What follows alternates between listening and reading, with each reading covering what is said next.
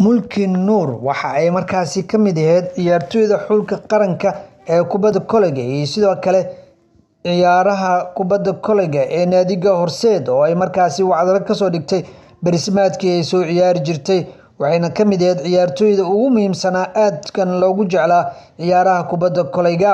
Mulki ayaa markaasi la sheegaya in ay qayb ka tahay mas'uuliyiinta ee markaa xiriirka ciyaaraha fudud ee uu qayb gali doona tartanka Olombikada dalka Ingiriiska ee lagu qaban doono ee lagu eedeeyay.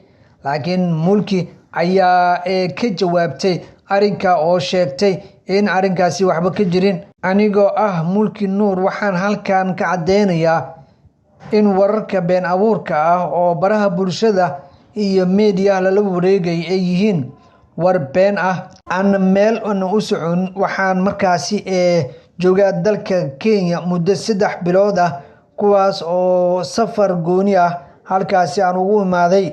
Waxa ay sheegtay inay tahay astaan qaran mana ihi qof hadda kadib in ay goosato rabto.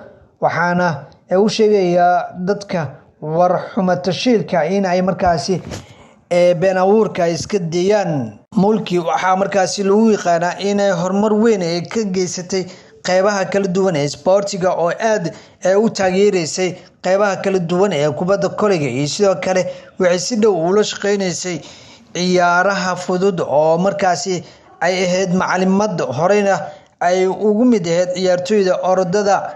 Waxay hadda ay sheegtay inaysan hamigeedu ahayn in xilligan ay goosato waxayna tahay qof qaran ay tiri waxaan ilaalin doonaa astaanta iyo sumcadda aan ku leeyahay qarankayga Soomaaliya ay tiri maama Mulki Nuur oo xubin weyn ka ah bahweynta sportiga sidoo kalena xubin ka ah xiriirka kubadda kolayga ahna macalinka kubadda kolayga gabdhaha xulka kubadda kolayga ee Soomaaliya.